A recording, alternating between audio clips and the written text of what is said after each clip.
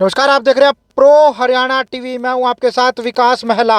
ये लाइव तस्वीरें हम आपको दिखा रहे हैं करनाल यूनिट एसटीएफ से, जहां पर एसटीएफ यूनिट को एक बड़ी कामयाबी हासिल हुई है। हमने आपको दिखाया था 4 से 5 दिन पहले करनाल के बस स्टैंड के पीछे इमिग्रेशन संचालक की एक गाड़ी पर गोलियां चलाई गई थी। अज्ञात युवकों के द्वारा गोलियां चलाई गई थी और उससे 1 करोड़ रुपए की फिरौती मांगी गई थी। उसके बाद जांच एसटीएफ विभाग को दी गई थी, जिसके बाद कुछ और मामला निकलकर सामने आया। आप देख सकते हैं कि किस प्रकार से जो अमनदीप है, खुद जो इमिग्रेशन सेंटर के संचालक हैं, उन्होंने खुद इस पूरे मामले को अंजाम दिया था, पूरी वारदात को खुद अंजाम दिया था, ताकि उनका आरएम लाइसेंस बनवाया जा सके। थ्रेट दिखाकर अपना आरएम लाइसेंस बनवा सके, उसी को लेकर उसने पूरी ये स्कीम रची और शामली के 5 युवकों से संपर्क किया, जिसके बाद 5 युवक शामली से आए अपनी गाड़ी में और उसके बाद उन्हें यहाँ पर बाइक प्रोवाइड करवाई गई और बाइक पर जो हथियारबंद बदमाश आते हैं और उसकी गाड़ी पर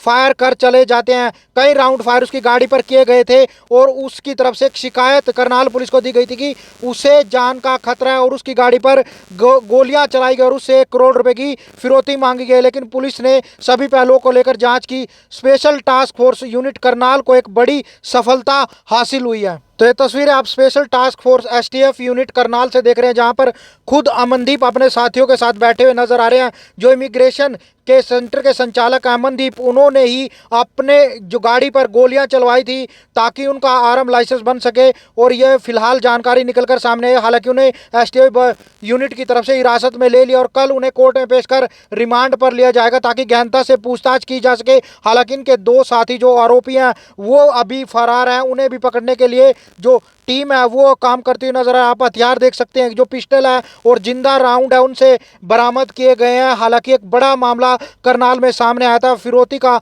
उसे मामला बना दिया गया था, लेकिन अमनदीप की तरफ से खुद शिकायत दी गई थी कि उसकी गाड़ी पर गोलियां चलाई गई है, लेकिन पूरा मामला उसने खुद रचा था और रचने के बाद अपने साथियों से मिलकर गाड़ी पर हमला करवाया था। बस स्टैंड है, वहाँ पे ओपेरा नाम से एक आईलेट सेंटर है, जिसके मालिक की गाड़ी पर वरना गाड़ी पर कुछ 2 युवकों द्वारा 5 से 6 फायर किए गए थे।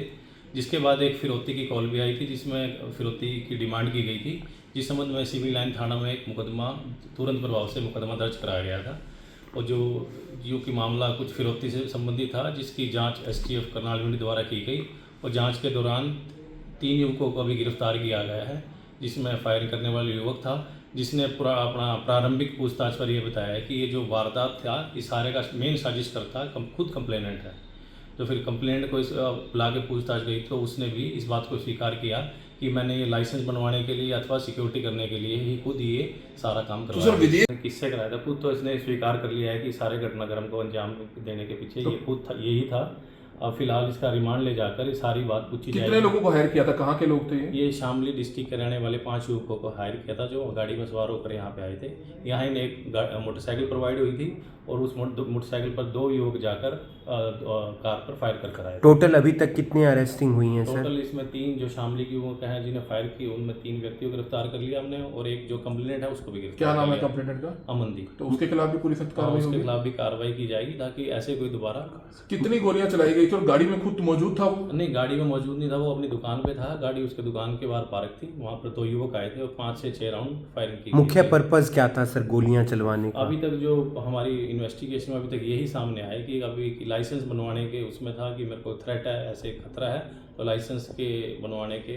विदेश के लिए भी कोशिश कर रहा था वो पीआर? नहीं, विदेश का नहीं था, फिलहाल इसका यही था कि लाइसेंस का था और सिक्योरिटी का जो था। कहाँ से अरेस्ट किया गया है सर चारों को? मंगलोरा नाके के जो पहले 3 युवक हैं उनको मंगलोरा नाके से गिरफ्तार किया। तो जो कंप्लेंट है इसको यहीं से कुछ हथियार भी बरामद हुआ? हाँ, एक पिस्टल, नाजायज पिस्टल और 6 गोलियां बरामद। तो कोर्ट में पेश कर कोई रिमांड पर लिया जाएगा? कल कोर्ट में पेश किया जाकर रिमांड लिया जाएगा। और बाकियों को पकड़ने के लिए क्या प्रयास? बाकी 2 की अरेस्ट पेंडिंग है, जो साथ आए थे उनके लिए भी टीम प्रयासरत है। तो ये लाइव तस्वीरें हमने आपको दिखाई करनाल यूनिट एसटीएफ से, जहां पर एसटीएफ यूनिट को एक बड़ी कामयाबी हासिल हुआ। पूरा मामला एक बार मैं आपको विस्तार से बताने का प्रयास करता हूं। 4 से 5 दिन पहले जानकारी निकलकर सामने आई थी कि करनाल के पुराने बस स्टैंड के पीछे एक इमिग्रेशन संचालक जो कि अमनदीप है, ओपेरा नाम से उनका एक इमिग्रेशन सेंटर है, और वो अपने सेंटर पर आते हैं और उतर कर अंदर चला जाते हैं और उनकी गाड़ी पर कुछ अज्ञात व्यक्ति आते हैं और उनकी गाड़ी पर कई राउंड फायर कर देते हैं। उसके बाद उनकी तरफ से शिकायत थाने में दी जाती है, पुलिस की कई टीमें उसमें लगती हैं, गहनता से छानबीन शुरू की जाती है, लेकिन जब मामला निकलकर सामने आता है कुछ और ही मामला पलट जाता है। जो अमनदीप थे सेंटर संचालक, उन्होंने इस पूरी वारदात को अंजाम दिया था ताकि उनका आरएम लाइसेंस बन सके। इसी को लेकर उन्होंने ये पूरी साजिश रची, अपने यार दोस्तों से संपर्क किया, जानकार थे या किसी को पैसे देकर उन्होंने बुलाया। शामली के रहने वाले 5 युवकों को बुलाया जाता है, गाड़ी में वो आते हैं और एक उन्हें बाइक प्रोवाइड करवाई जाती है और बाइक पर 3 हथियारबंद बदमाश आते हैं और उनकी गाड़ी पर कई राउंड फायर कर देते हैं। उसके बाद शिकायत दी जाती है सिविल लाइन थाना में कि उनसे 1 करोड़ रुपए की फिरौती मांगी गई है और उनकी गाड़ी पर हमला किया गया है ताकि उनका आरएम लाइसेंस बन सके। लेकिन जब पुलिस ने कड़ियों से कड़ियाँ जोड़ी तो पूरा मामला निकलकर सामने आया कि अमनदीप ने इस पूरी वारदात को अंजाम दिया था। अपनी गाड़ी पर खुद गोलियां उन्होंने चलवाई थी।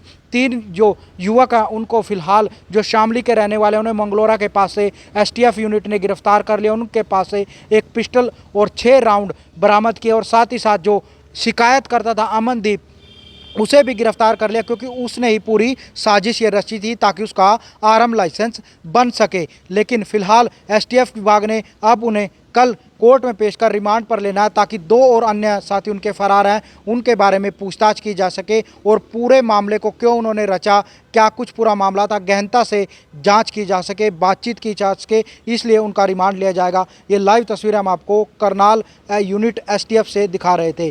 करनाल से विकास महला, प्रो हरियाणा टीवी।